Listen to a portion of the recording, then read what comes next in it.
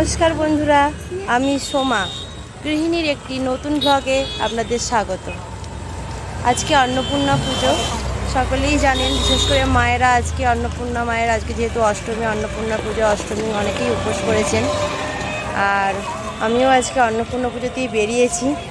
এই যে ঠাকুর দেখতে বেরিয়েছি আমি আর আমার দুই মেয়ে। হ্যাঁ, আমার মেয়ের তো খুব আনন্দ। ছোটো মেয়ে তো বিকেল থেকে অস্থির করছে, চলো চলো একটু ঠাকুর দেখিয়ে আনবে চলো। তাই বিকেলে আর হলো না।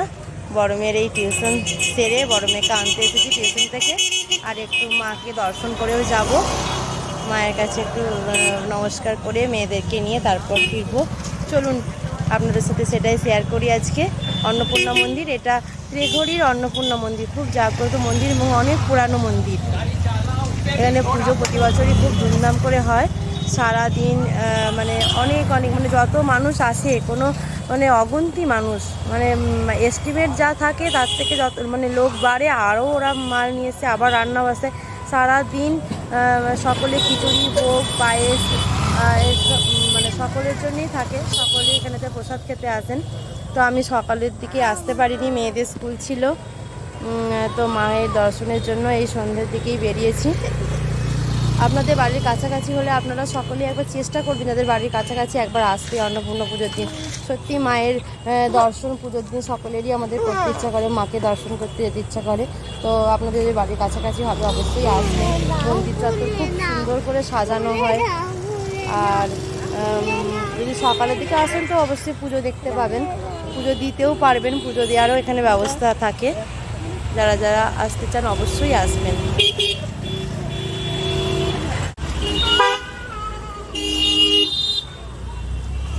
দেখুন আমরা অন্নপূর্ণা মন্দির কাছাকাছি এসে গেছি। আমাদের বাড়ি থেকে যদিও বেশিক্ষণ না, অল্প রাস্তা।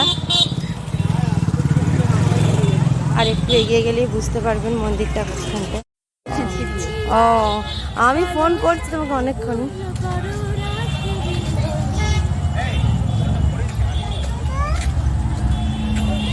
সামনে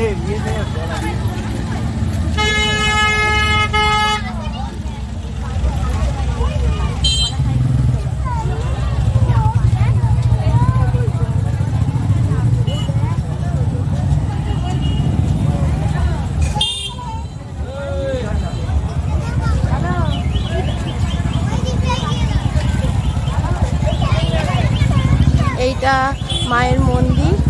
দেখুন কি সুন্দর মন্দিরটা সাজানো হয়েছে, খুব সুন্দর। মন্দিরের সামনে স্টলগুলো, এখান থেকে একটু এগিয়ে গেলেই আমরা মন্দিরটা দেখতে পাবো। দেখুন মায়ের মন্দিরটা, কি সুন্দর মন্দিরটা, দেখছেন? অপূর্ব অপূর্ব, খুব সুন্দর মন্দিরটা সাজানো হয়েছে। চলুন একটু এগিয়ে গিয়ে দেখি।